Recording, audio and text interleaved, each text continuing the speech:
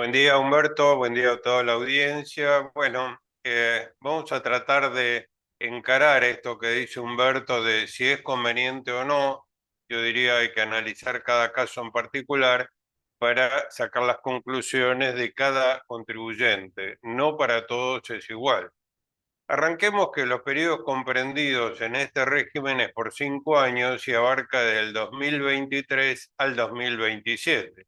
Obviamente es opcional y el plazo para ejercer la opción para los bienes declarados según el proyecto es hasta el 31 de julio, prorrogable hasta el 30 de septiembre.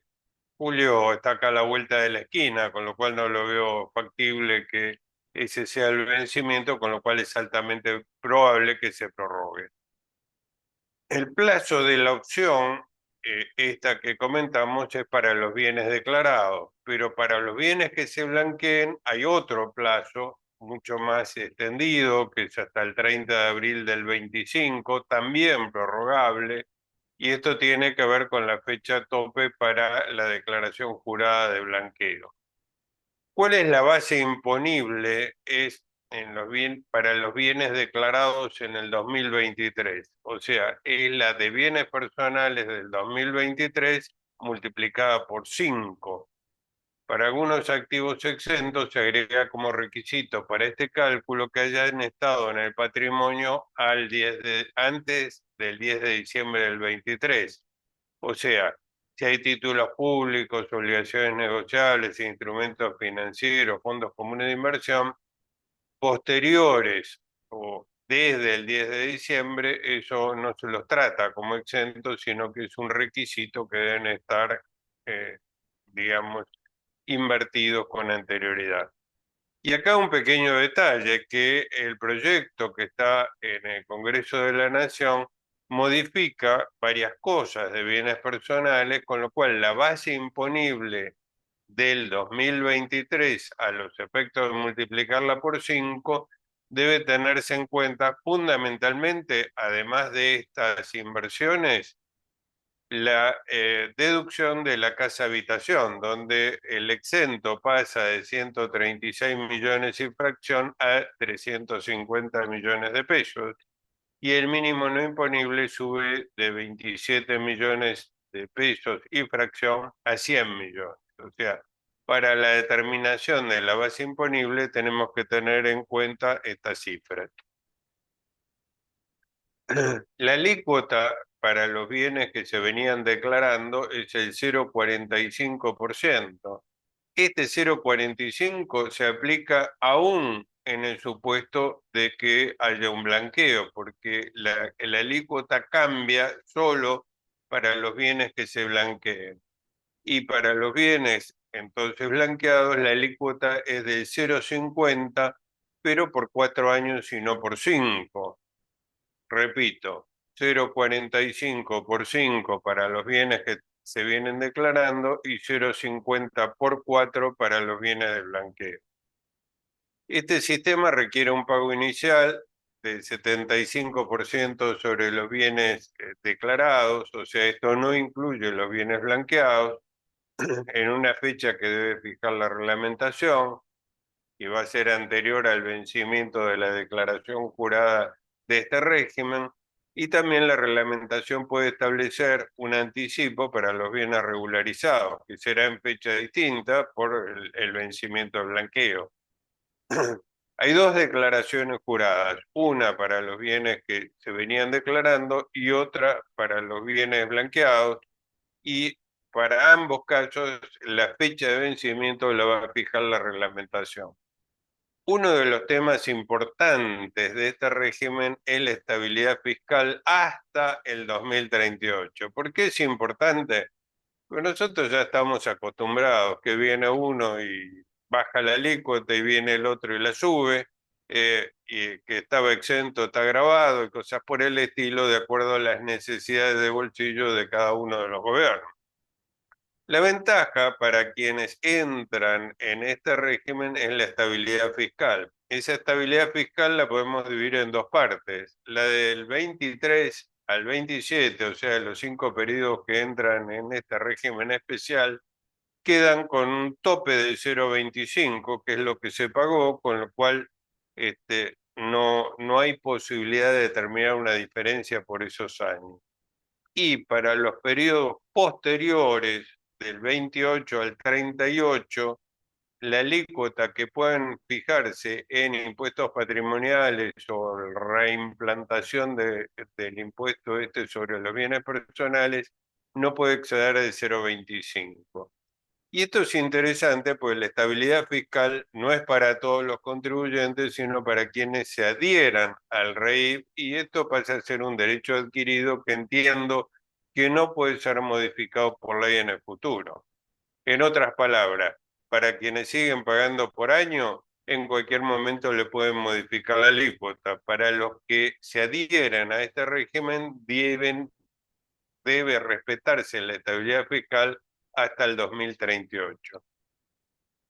También prevé este tema un tratamiento para las donaciones recibidas. Esto es para evitar algún tipo de, digamos, de avivada, porque se adhiere mi hijo, por ejemplo, a REIF, que tiene un patrimonio muy pequeño, y yo, que soy el padre, le dono gran parte de mi patrimonio, y bueno, esa donación no puede mantener esa exención en el REIF, y el heredero, o sea, mi hijo, tiene que pagar por los periodos faltantes hasta el 2027.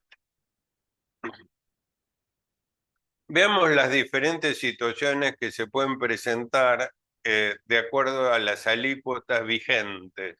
¿eh? Primero veamos la alícuota máxima según el proyecto. Para los sujetos que blanquean, la alícuota máxima del 23 es 1,80, 24 1,50. Bueno, lo que dice acá, lo que suma, si se paga año por año, teniendo en cuenta la alícuota máxima, es de 5,70. Y tenemos que tener en cuenta que esta alícuota se aplica no solamente sobre los bienes blanqueados, sino sobre la totalidad de los bienes del contribuyente. Para el periodo 2023 hay una inconsistencia, porque ¿cómo vamos a aplicar una alícuota del 1,80 sobre bienes personales que vence en principio en agosto, sobre los bienes que se van a blanquear mucho después? Bueno, será materia de reglamentación cómo se resuelve este tema. Después tenemos otra alícuota que es la normal para el que no blanquea pero es no cumplidor, o sea que no presentó y no pagó en término sus últimas declaraciones. Y esas alícuotas, siempre hablando de alícuotas máximas, suman el 4,75. Y después tenemos a alguien que no blanquea y que es cumplidor, y hay una reducción de medio punto en la tasa de cada año, con lo cual la suma de todas las alícuotas máximas del proyecto sumaría 3,25. Vemos la diferencia significativa que hay. Ahora, ¿qué pasa con el régimen de 5 años? ¿Eh? Los bienes de blanqueo dijimos que se paga por 4 a la alícuota del 0,50, o sea, los bienes blanqueados tienen una alícuota del 2 y el resto de los bienes 2,25, porque si bien paga una alícuota menor, se paga por 5 años. Ahora, fíjense la diferencia si tomamos las alícuotas máximas de un sujeto que blanquea, que la sumatoria individual de los años le da 5,70, contra un impuesto del 2,25, que va a ser un poquito menos porque los bienes blanqueados van a incidir con una alícuota menor. Entonces, 5,70 contra, no sé, 2,10 o 2,20, realmente es una diferencia muy significativa para el que blanquea. Dicho esto de las tasas máximas, obviamente las tasas máximas no son la incidencia tributaria, porque en patrimonios muy grandes sí tendrá mucho peso la alícuota máxima, pero en patrimonios medianos la aplicación de los mínimos y demás hace que haya que analizar los números en cada situación particular. Esto también es importante para el 2023. Fíjense que hasta 456 millones y fracción aplica la escala y recién a partir de ese monto juega la alícuota máxima. Por eso es importante calcular los números reales en cada situación. Entonces, si blanquea pagando por REIF, su costo será del 2,25 sobre la parte no blanqueada y el 2% sobre la parte blanqueada. Y si lo pago por año, 5,70. Insisto, es una diferencia significativa. Si no, o sea, si blanquea, medido en un patrimonio constante a las tasas máximas, implica pagar 61% menos, o dicho de otro modo, pagar 153% más. Y en un blanqueo significativo esto crece significativamente. Y si no blanquea y es buen cumplidor, no es tan atractivo la diferencia entre pagar todo junto y pagarlo por año. O sea, hay un ahorro del 31% que puede llegar a ser del 44%. Ahora, hay factores adicionales a tener en cuenta. Uno es la probabilidad de seguir viviendo, porque pagar por 5 años y se muere el contribuyente a fin de este año, y bueno, pareciera que no es buen negocio haber adelantado el impuesto. No está previsto en este régimen que la sucesión indivisa tenga la misma digamos, posibilidad de mantener los 5 años en la sucesión indivisa, pero sería razonable que esto lo contemple la reglamentación. Con lo cual, bueno, una de las formas de seguir gozando de este régimen, si la reglamentación lo contempla, es estirar la sucesión hasta que, digamos, dure lo máximo posible la declaratoria de herederos o la validez del testamento de la sucesión, con lo cual la sucesión indivisa seguiría gozando de los 5 años del rey. Después otra cosa a tener en cuenta es que el patrimonio sujeto a impuestos no disminuya considerablemente, porque en ese caso se encarecería la imposición. Y al revés, si el patrimonio del 2023 contiene bienes exentos que en el tiempo pasan a estar grabados, mejora la conveniencia. Lo mismo si hay previsto un incremento del patrimonio. Supongamos que la mitad del patrimonio del 23 está compuesta por acciones de empresas argentinas y de títulos públicos argentinos que están exentos de bienes personales y que durante el año 2024 se cambiarán estas inversiones por otras grabadas con bienes personales. Entonces, en este supuesto es altamente conveniente el régimen especial de 5 años. Otro tema a tener en cuenta es la deducción de bienes personales en el impuesto a las ganancias. O sea, ustedes saben que en la medida que el impuesto a los bienes personales esté gravando bienes afectados a la producción de renta gravada con el impuesto a las ganancias, en esa proporción el impuesto a los bienes personales es un gasto deducible de ganancias. En el caso de rentas de la primera categoría, o sea, inmuebles alquilados, la deducción de bienes personales es por lo devengado. O sea, esto implica que todo lo que voy a pagar en el 24 por los próximos 5 años deberá devengarse en los 5 años y computarse en cada uno de ellos sin que la actualización esté prevista. En el caso de las rentas de segunda categoría corresponde la imputación por lo pagado, o sea, por lo percibido. Y si esto nos genera un quebranto, en opinión del fisco, ese quebranto no es actualizable.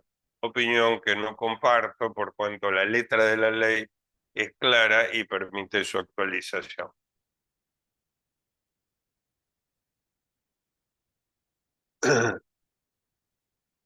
seguimos con los factores adicionales a tener en cuenta. Para los bienes no blanqueados también juega a favor la brecha cambiaria existente entre la evaluación al 31 de diciembre del 23, o sea, dólar 845, y la cotización del MEP, que es los pesos que voy a obtener para pagar el impuesto, y que en un futuro con mercados unificados, donde no debiera haber brecha cambiaria y además con poca inflación, esta conveniencia disminuyó notablemente. Es otro de los factores a favor de este régimen especial. Para blanqueos significativos, la reducción es importante a favor de este régimen. También podemos hablar de la brecha política. ¿Por qué? Porque un libertario va a preferir adelantar el pago para mejorar la recaudación cuando más la necesita el gobierno, inverso razonamiento para la oposición, o sea, mejor no le demos plata a este gobierno. Y finalmente lo que ya habíamos comentado, que es la estabilidad fiscal con el tope del 0,25 del 28 al 38. Esto es un tema, insisto, que es importante si se restablece un impuesto patrimonial con alícuotas mayores al 0,25. Vamos a tratar un ejemplo concreto para un supuesto de total de bienes en el país grabado de 400 millones, total de bienes en el país exentos 800 millones, total de bienes en el exterior grabados 1.200 millones, o sea, un activo de 2.400 millones.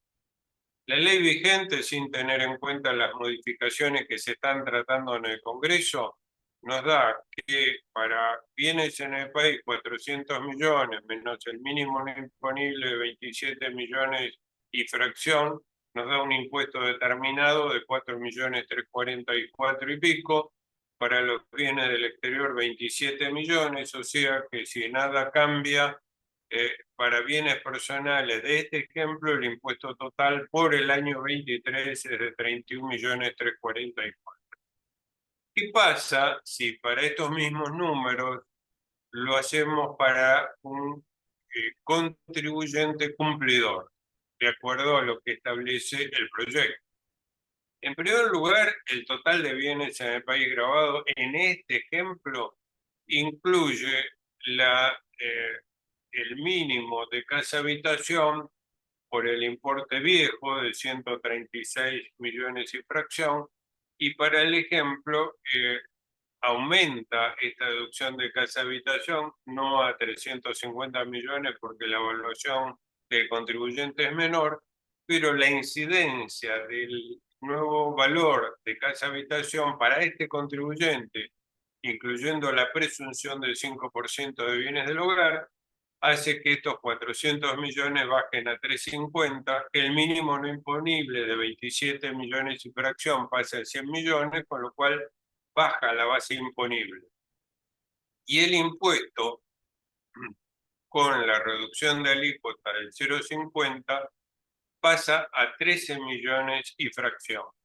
Fíjense la importancia para bienes personales, donde este sujeto de 31 millones baja a 13. Y si paga los 5 años juntos sobre esa base imponible al 0,45, el impuesto da 32.625.000. Hay que aclarar que para estos 13.079.000 está calculado en función de la reducción del medio punto de la escala, pero hay que adecuar toda esa escala y puede ser que el decreto reglamentario o la reglamentación de la FIP no coincida con la escala que yo elaboré. Ustedes la tienen en la pestaña que dice ajustes escala cumplidor y bueno, veremos si eso sirve o no, pero bueno, es mi estimación y sirve eso sí para tomar la decisión por 5 años o no. Más allá que después lo podemos corroborar con la reglamentación correspondiente. ¿Qué pasa si para la misma base imponible tratamos de conforme al proyecto, para un contribuyente cumplidor, no cumplidor, pero que no blanquea. Bueno, el impuesto de 13 millones y pico sube a 20 millones 295. Y acá vemos que se agranda la conveniencia con relación al impuesto de los 5 años, donde ya vemos que la diferencia juega bastante más a favor. Y si lo tomamos con el ejemplo del blanqueo, sube también la alícuota, otra vez la escala está mal armada, habrá que ver qué dice la reglamentación, pero no está contemplado qué pasa en los tramos de la escala, a mi criterio matemáticamente imperfecto o mal o erróneo. Y se mantiene el impuesto de los 5 años sobre los bienes declarados y tenemos que agregar el impuesto sobre los bienes blanqueados evaluado conforme a la normativa de bienes personales para los bienes blanqueados. Y eso nos genera un impuesto por los 4 años restantes. En el caso del blanqueo son 4, como ya dijimos, y no 5. Con lo cual, el impuesto por los 5 años, en lugar de 32 millones, incluyendo los bienes blanqueados, sube a 38 millones 625. Vamos a ver, para esta misma base imponible, qué pasa con, digamos, la aplicación ya minuciosa de cada uno de los años.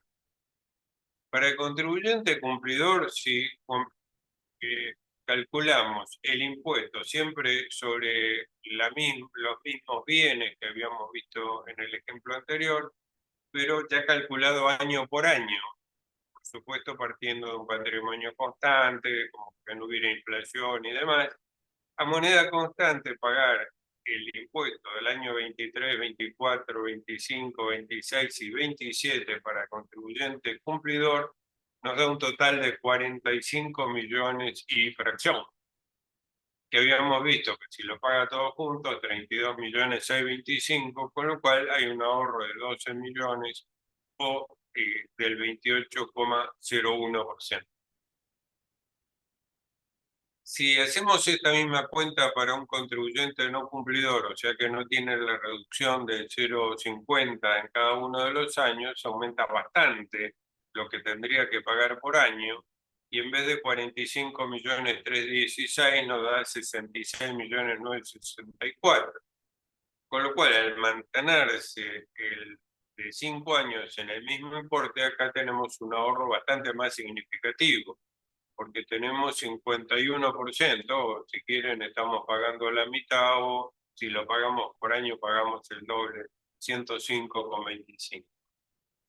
Y finalmente tenemos el ejemplo del contribuyente con blanqueo, que tiene una alícuota más alta y, bueno, calculado con esas escalas que no están bien formuladas, pero da una estimación que por los 5 años, pagando año por año, tendría que pagar 90.785.000 y 38.625.000 si lo paga todo junto. Y acá la diferencia es significativa, porque tenemos un ahorro de 57,45, o lo que, por otro lado, pagarlo año por año sería 135. Con lo cual, como conclusión, podemos decir que caso por caso hay que hacer los números para ver qué es lo que conviene. Y en general, sobre todo para los no cumplidores y con blanqueo, en la medida que mantengan o aumenten el patrimonio, este régimen es altamente favorable. Como síntesis, yo diría poniendo hasta la gana. Así que muchas gracias y buenos días a todos.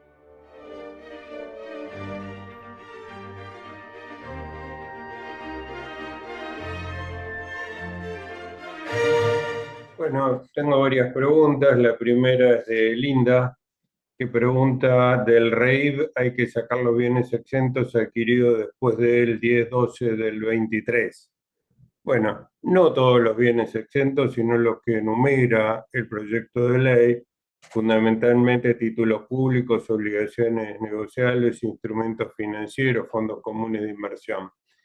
El hecho que se saquen porque su compra fue entre el 10 de diciembre y el 31 de diciembre no requiere hacer otra declaración jurada, simplemente la base para el REIB, que es la declaración del 23, va a tener que tener en cuenta que esa partecita, que es adquisiciones posteriores al 10 de diciembre y hasta el 31 de diciembre, no está exenta. Verónica pregunta si recibo una herencia por fallecimiento del 2024 de padre o madre, aunque no sea una donación planeada, ¿también hay que pagar separadamente sobre estos bienes, aunque haya hecho uso del REIB? Bueno, acá digamos, el detalle es que el proyecto de ley referido a este tema del REIB trata de las donaciones recibidas o situaciones similares. No trata los bienes recibidos por herencia, legado o donación, sino simplemente los recibidos por donación. Y esa donación tiene que estar aceptada. O sea, salvo que la reglamentación quiera hacer extensivo este tema por similitud con donaciones, podría ser, en mi opinión, los bienes recibidos por herencia no modifican el REIT. Otra pregunta que nos hace Linda. Si no se llegara a aprobar el paquete fiscal, ¿se aplicaría la ley vigente a hoy y los mínimos exentos serían sin la actualización? Sí, obvio, sí. Espero que sí, que se apruebe este proyecto porque tiene mucho piso para la economía argentina y mucha necesidad de que este paquete fiscal camine. Pero en el supuesto de que no camine, obviamente hay que aplicar la ley vigente en el 23 y tanto el mínimo no imponible como el casa habitación han sido actualizados para el 23, nada más que el proyecto eh, parte de un monto muy superior al de la actualización que se ha hecho para el 23 en la ley vigente. Otra pregunta de Mirta, un contribuyente que está siendo fiscalizado desde noviembre del 23, se entregó toda la información y hoy no hay ninguna determinación. ¿Puede considerarse contribuyente cumplidor? Yo diría que sí, porque el artículo 71 pone como base para ser cumplidor dos requisitos. Primero, que no haya blanqueado. Segundo, que haya presentado y pagado las declaraciones de los 3 años, 20, 21 y 22, antes del 31 de diciembre. No dice que además tengan que estar perfectas, bien, que no haya ajustes ni consecuencias posteriores. Simplemente que haya presentado las declaraciones y las haya pagado antes del 31 de diciembre del 23. Eh, Otra pregunta que está dirigida a Bertaza, pero me parece que me compete a mí y por lo tanto trato de responderla, es si los bienes blanqueados mediante depósito en dólares en la cuenta especial formará parte de la base imponible para bienes personales, porque en el blanqueo anterior de Macri estaban exentos. Bueno, de verdad que no es una pregunta fácil de responder, ¿eh? Porque si nosotros vamos al REIB, en el REIB está claro que se paga por 4 años. Ahora, no está claro que para quien paga año por año hay que excluirlo de la base imponible. Hay contradicciones entre lo que dice la ley y la reglamentación. Además, fíjense que al final se incluye bienes personales para quienes blanquearon una escala agravada, o sea, con una alícuota mayor para los que blanquean, y eso incluye los años 23 en adelante. Con lo cual, pareciera que el espíritu ha sido grabar con una escala especial a los que blanquean, incluyendo el 23. Ahora, grabar todo, incluyendo los bienes, o solo los bienes declarados por el 23, porque fíjense que bienes personales por ahora está venciendo con la prórroga en el mes de agosto y el primer vencimiento del blanqueo va a ser recién en septiembre, con lo cual, digamos, hasta habría que habilitar un mecanismo de rectificativo de para pagar la diferencia del 23. Yo creo que interpretando razonablemente que el REIF va por 4, sería razonable interpretar que los bienes que se blanquean no forman parte de la base del 23. En síntesis, es un problema que tendrá que solucionar la reglamentación. Bueno, muchas gracias.